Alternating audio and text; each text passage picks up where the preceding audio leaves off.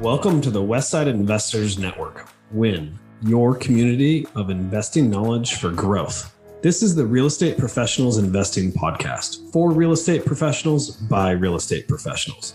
This show is focused on the next step in your career, investing. Thank you for listening. And please, if you like our content, rate us on your podcast provider.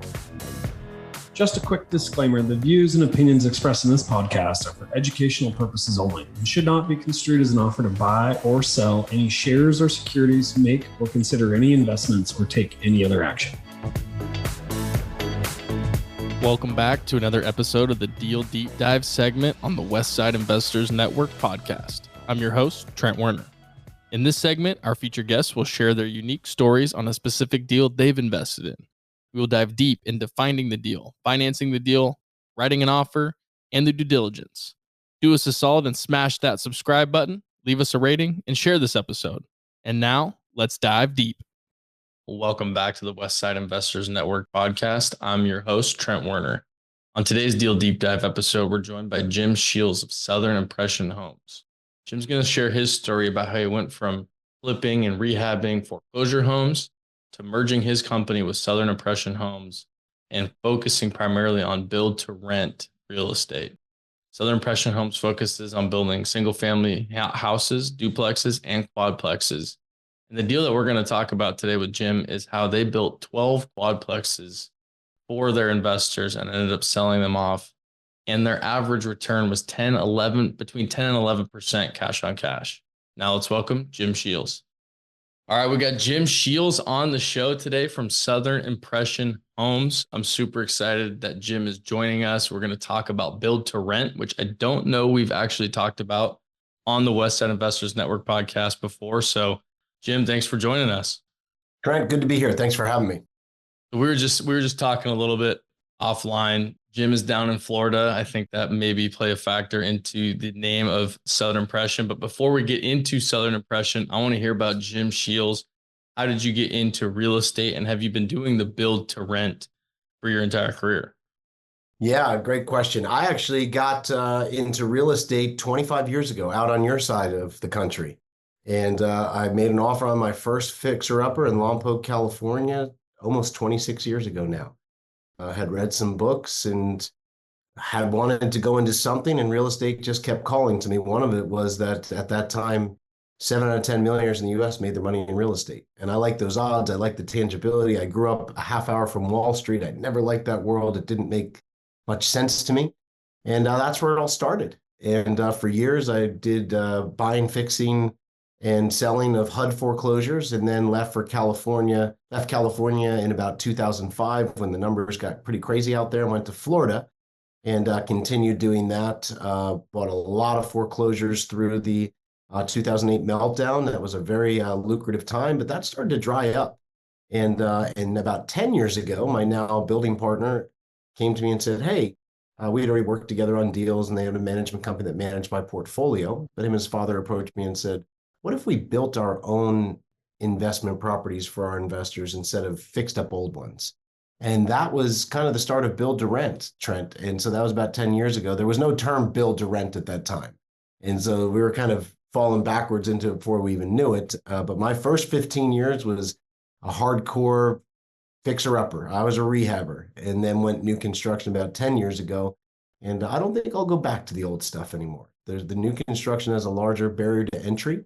But it's got a better base fundamental to it, I believe. I'm sure we'll talk about that today. Yeah, absolutely. And I know build to rent has become, like you said, more of a mainstream concept more recently.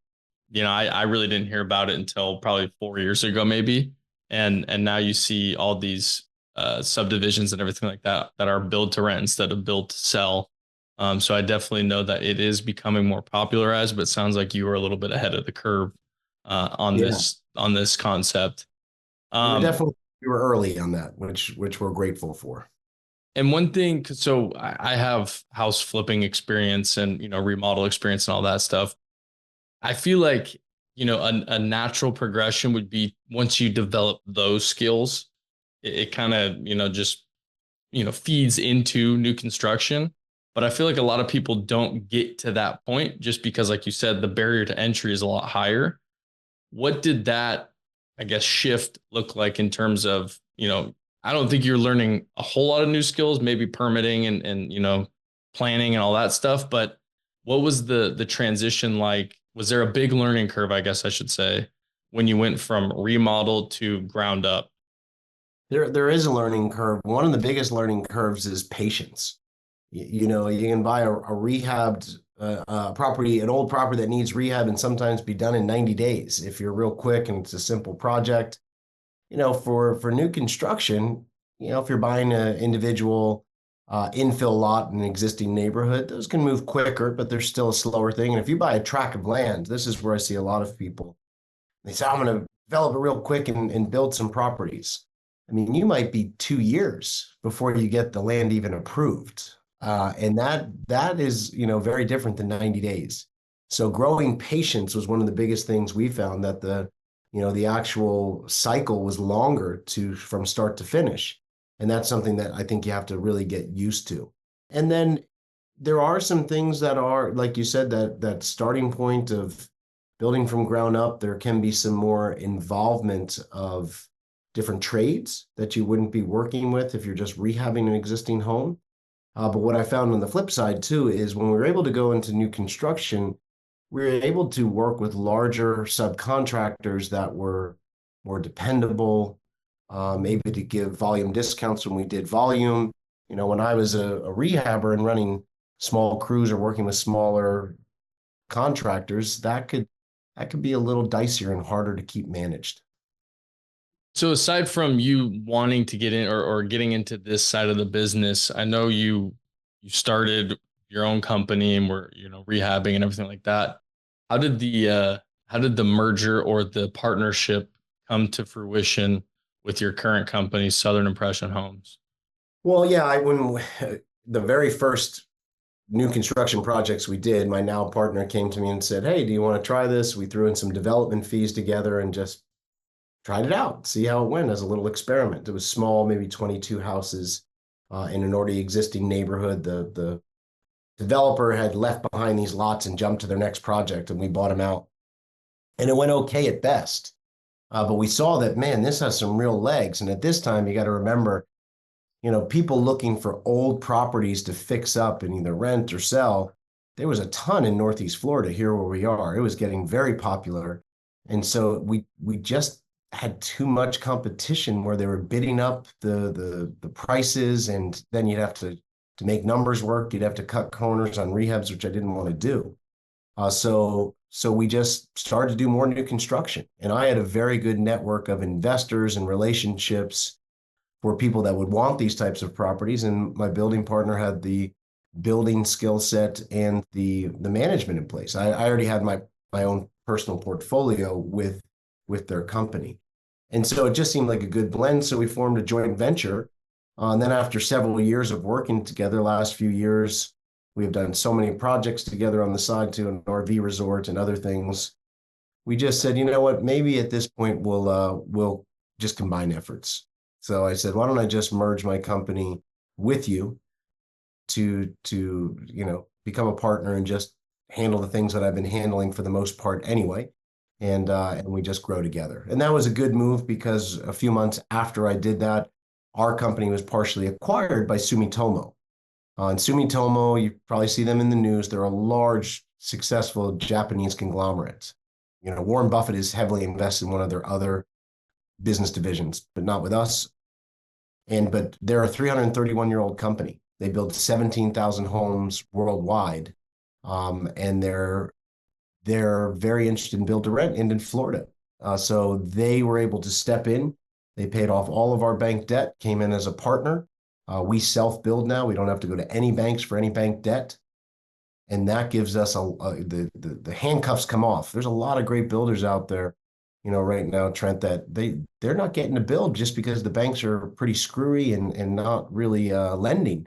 But we're lucky we don't have to do that. So all of these mergers will happen within a 6-month period and ended up being all these combined forces bringing their best talents together. So it's been a very good thing for all of us. Very nice. Which I would agree with that. There's a lot of people that have the skill sets, but they need the bankroll to really leverage up and keep going. One thing that you mentioned was, you hit a point where the rehabbers and flippers were just bidding everything up to a point where you feel like you couldn't make the deals work. And I've seen that within the last 3-4 years again, where, we used to see a lot of deals that make sense. We'd submit offers and we get them great. But now we're submitting offers and all of a sudden a house is selling for way more than what we expected to. And we really can't wrap our head around why someone would pay that much. But we're almost kind of hitting that same cycle when it comes to flipping and rehabbers of, it's hard to find a good deal right now because there's so much competition out there bidding everything up. Yeah, we've seen it, and it comes and goes.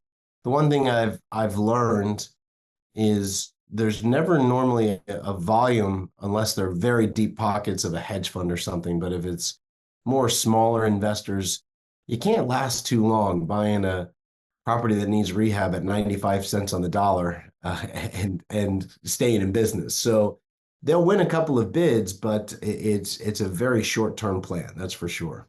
Which makes sense. So now let's talk about a deal. We learned about you, Jim, and we learned about, your merger, Seller Impression Homes, what you guys specialize in and what you guys are good at. Let's talk about a deal so we can provide an example to the listeners. We Sure. kind of discussed it before we started recording, but we're going to talk about a smaller build, right? In your guys' standards. Tell me a little bit about the project. Yeah, so our main menu is always single family duplex and quads. We really enjoy that residential realm. We know we can get into better areas, get better builds quicker. There's more demand, especially, since all the things we've gone over the last few years, the low density stuff was doing really well in Florida. So we wanted to go deeper into it. So we stick to that, and we have our own in-house financing for residential financing, which we'll talk about and helps the deal work. But one of our quads are very interesting because they're as close as you can get to commercial without having to go into the commercial financing world, the commercial insurance world.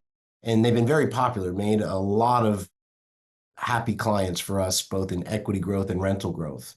So right now, Jacksonville, Florida, one of our main hub markets, we're building quads there.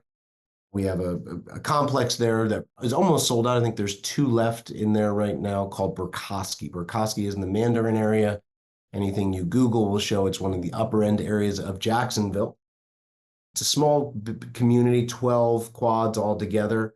And we are selling those for $985,000. These are 2-bedroom, 2-bath units. Great layout, great floor plan. We do not do, this is something that I want to distinguish, Trent. We don't do big amenity clubhouses and extra pools and all this. And people say, wow, but that's what people want. What we found is people want to be in good areas with the best affordability. And so we found in our building projects, Trent, those things cost a lot, take a lot of time. And then once people move in, they barely use them. When you start to survey on things, people don't use them. So we said, wow, if we can save that part of the build and get the best rent prices for our people in these higher end areas, we think it's going to fall. And so far, it's been a good mix. But it's 2-bedroom, 2-bath quads for $985,000. The rents are going for about a total of a little over $7,000 a month. We offer in-house financing, Trent. So we are now in the money buying business. Thankfully, with the balance sheet we have through Sumitomo, we're able to pre-buy large chunks of money with 2 banks that we work with. Where most people would be locking in at 7.5, we're locking our people in at 4.75 on average, sometimes down to 4.25. That makes a huge difference. Now it's expensive. We have to pay well to do that, but we're in the volume business. We have 5,000 lots to build out in Florida, so we'd rather make a little less off each project and do volume.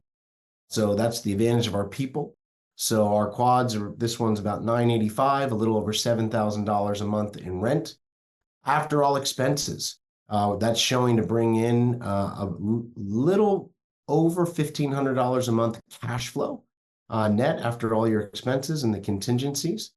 We do give free management for the first 2 years on our new construction project. So that's, again, 8% monthly fee is waived. So they're bringing in about a little over $1,500 a month cash flow, which will end up being about a cash on cash return of right around 10, 11%. And then we do some really basic growth patterns from there, about 4% rental growth a year, which we've totally beat that average, but we like to stay low, and about 5% on equity growth, which again, for areas like Jacksonville and other markets that we build in, we feel good about that. Another side thing on that, Trent, we're not in Miami. We're not in Tampa. We're not in Orlando. In fact, when you're hearing about, oh, I heard things have really slowed up in Florida, or values have dropped a bit, or rents, we have seen that. And it's in the major three markets where the run-up was very, very high compared to the rest of Florida. We had growth, but not what they had. So we like these second-tier markets, the Jacksonvilles, the Ocalas, the greater Fort Myers area, Palm Coast. These are the areas that we focus on building in because we know there's needs, there's better affordability, and stronger fundamentals at this point. And now, here's a word from our sponsor. Get things done while you're on the move. Learn more about working with a virtual assistant through Offsite Professionals. It's a great way to get all the things done that you need to get done. Have freedom in your time and streamline your life by automating your business. Stop spending time on the tasks that you can delegate and start spending more time on your superpower. Call us today at 503-446-3177 or visit our website at offsiteprofessionals.com. Uptown Syndication is now offering a syndication coaching program for you to take your real estate portfolio to the next level. This is your opportunity to have experienced syndicators, AJ and Chris Shepard, coach you on your way to controlling your real estate investing future. Our coaching program will provide you with the tools and framework needed to begin syndicating real estate in your target market. Go to uptownsyndication.com today to learn more. How long does a project like this typically take from, acquiring the lot to, I guess, selling off the first completed structure? For us, it can take a few years. Like I said, like this piece of land in Burkowski, we were surprised we got quads approved in this area because that's the thing about quads. They're kind of unicorns, right? When you look around an area, I don't know your area, but you say, oh, let me look for quads. Normally they were built a long time ago. There's not a lot of these residential quads being built, but we got it approved. But that took a few years from approvals going through, getting it built. For our clients, though, how long are they waiting? I mean, they can close in 35 days. That's the nice thing. We're on what's called a continual build cycle. So years ago, we used to do it the same way as other builders, take a deposit, then we can start building and, hey, we'll deliver to you in 12 months. Pretty standard. Now that we're building on our own dime and we're not required by any banks we work with to get a pre-construction deposit and contract before we start building, we can build and put it out when it's at the point of CO, which is certificate of occupancy, which means people who have a 1031 exchange or are ready to move their money, we can literally close in 30, 35 days with our in-house financing. So they don't have a normal wait time, which they're used to with other new construction projects. Right. Okay. And then from the first completed one, I know you're probably building multiple at one time. How long does the actual construction take to finish, in this case, 12 quadplexes? Trent, that's a good question. And we try to go in tranches and phases where you're finishing more like 2 buildings at a time and then space out to fill 2 more buildings at a time to finish 2 more buildings at a time. So that's going to lag out, an extra 4 to 6 months because we don't want to put too much on the markets at once. Kind of want to do that slow release. This is just a side question because it just popped in my head, but I have some clients that I've worked with. They're friends of mine here in my area that invest in, I want to say it's Tampa maybe, but they bought 2 or 3 townhouses or duplexes or whatever they were in a build to rent fashion. And so, I'm assuming you guys aren't the only ones doing this. Obviously, you're in multiple areas across Florida, but how popular is this model, especially in Florida? It's not popular here in Oregon. So I'm curious, how popular it is down there. It's definitely popular because there was such a demand on growth that they were needing housing. Like before the pandemic even started, Fort Myers showed that they were 3 years behind on needed rental inventory then in 2019. So we've had a housing shortage here since 2008. So that makes it, I think they're more pro building than like, probably where you are, other areas where I was in California, because the dire need of housing. Honestly, Trent, the model has gotten too popular. And this is something that people want to hear. Be careful.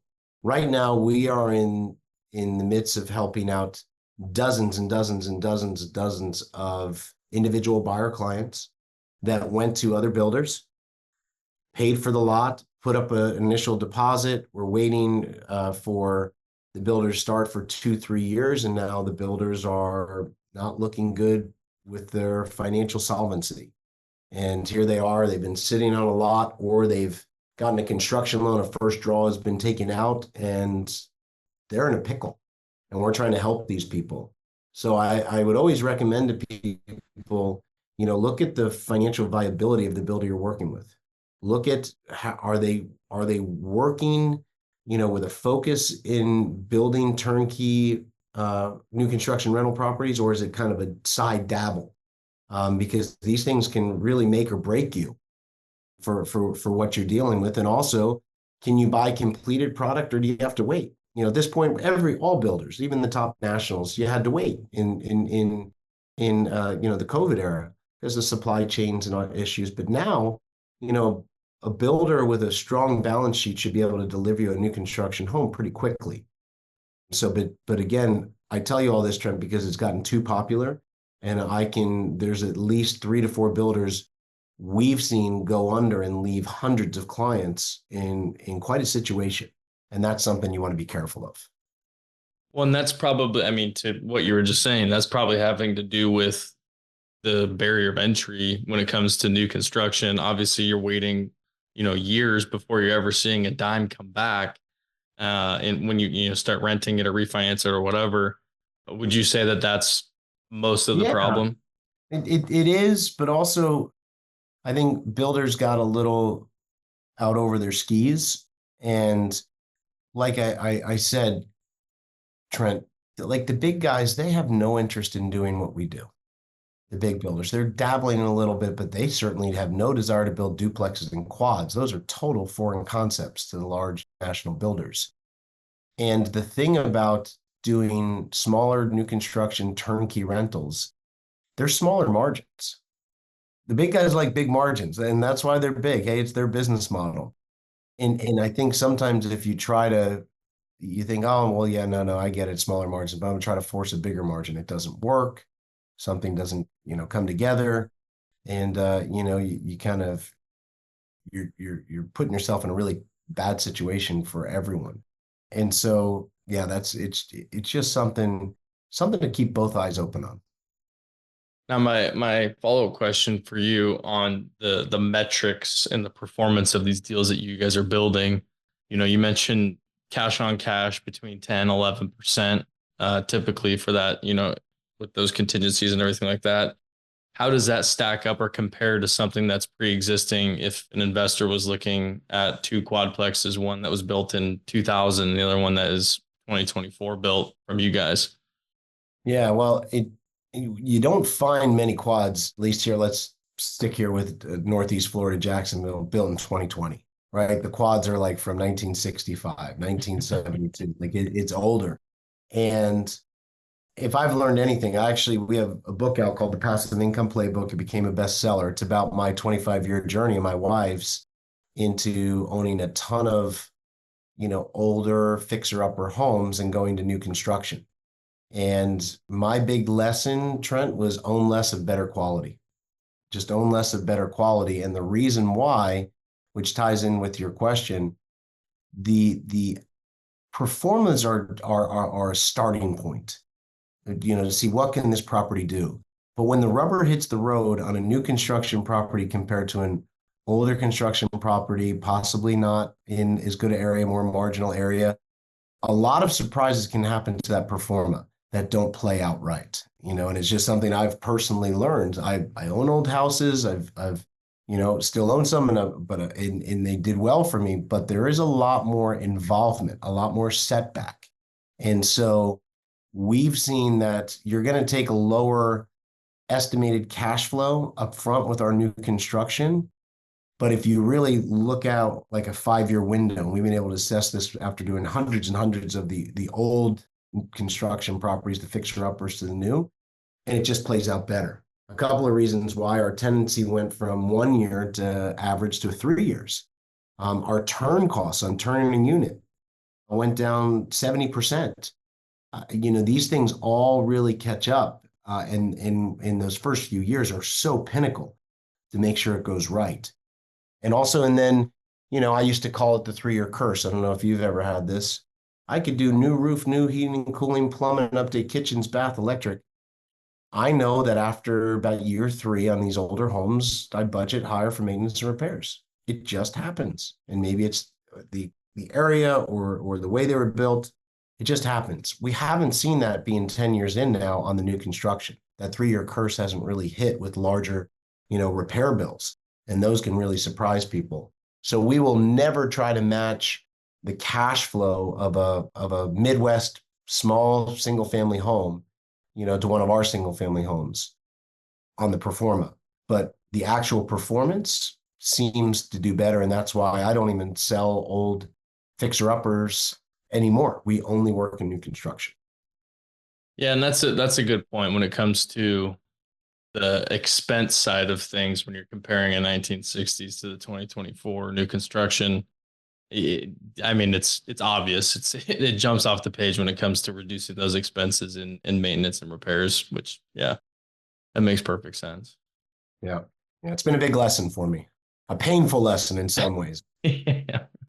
I deal with it in our portfolio. We have a lot of like 80s, 90s multifamily, and you can tell that it's our job to do the deferred maintenance and get those places looking good again.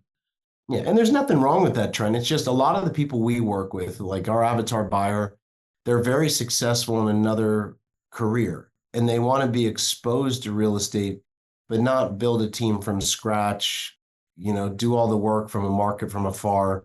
We have a lot of people from the West Coast that come out to us because our numbers are about a third of the price. And that's pretty attractive, at least from where I was in Central California. And but they don't want to recreate the wheel.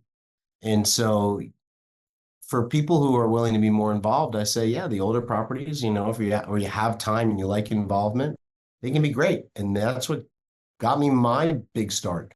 But if you're wanting less involvement, you're only wanting to give a few hours a month to owning rental property, I highly recommend considering a more new construction route. Again, own less of better quality. That's been my big aha for most of our clients. Very nice. Did we not cover anything that you wanted to talk about today? No, I think we hit pretty well on just, how did this all happen? It's not certainly anything I have planned out. Just kind of, we got some signs and signals to move in a direction, and we're definitely glad we did. No niche is perfect, but the new construction has definitely been an eye-opener. Yeah, and I appreciate you sharing, some of the insight on the build to rent new construction, especially when it comes to the 2 and 4 unit assets that maybe get overlooked when everyone's talking about subdivisions of single family homes all the time. Yeah. And one thing too, Trent, that's one thing.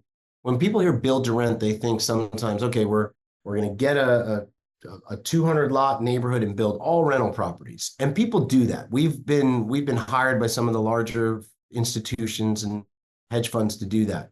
However, the way we like to do it with more of our individual clients, and we work with thousands of them now, is we like to go into existing neighborhoods that have, good crime index, positive area, close to good schools and buy up all the individual lots that are vacant in an already existing neighborhood and build our single family homes and duplexes there. Or if we get a big tract of land, we did one, our largest in Jackson was 1,000 lots. Well, we only kept a little over 200 of the lots for our own build to rent model. And the other, 800 we sold to national home builders who built in this big community. They're nice homes around for retail primary owner buyers. And we mixed in our rental properties in the neighborhood. So it doesn't always have to be an all rented neighborhood, like some of these big institutions that you can get a blend of homeowners and renters in one area. And we kind of like that. That was the rule I was taught as a landlord when I first started buying rental property. Hey, go to a neighborhood that's, priced around the median or a little below, and there's a mixture of homeowners and renters. And so we've tried to keep that in our new construction model as well. That's actually a very, very, very good point that you just made, talking about, have that mix of homeowners and renters. I see it in our biggest development in my area right now is 20,000 homes when it's all said and done, but they have apartment complexes and townhomes and duplexes in the section of it, mixed all in together with those new homes. Yeah. Until you just said that, I didn't even think about it. I've seen it, but I didn't think about it in that way. Yeah, no, it's been a big deciphering factor for us in our strategy for sure. Very nice. Well, Jim, where can people connect with you? Maybe they can check out your book. Where can people find more about you? If you want to go, just go to jjplaybook.com. That's something my wife and I wrote up on our journey and about the book we released. You'll be able to get some of the free downloads and first few chapters of the book. The book's available Amazon, Barnes & Noble, wherever books are sold. But that'll give you a good idea of kind of what is this new construction turnkey real estate about? How does it work? And there's a lot of success stories in there, not mine, but a lot of our clients. Very nice. Well, Jim, thank you so much for taking the time and joining us today. Great. Thanks for having me, Trent. Thank you for listening to this episode of the Real Estate Professionals Investing Podcast on Win, your community of investing knowledge for growth. We hope that this episode has increased your knowledge and added value to your path to freedom. If you would, please take a second to rate us so that we can get more great investors to interview. If you or someone that you know wants to be on, please visit westsideinvestors.com and fill out our form to be on the show. Thank you again and enjoy your day.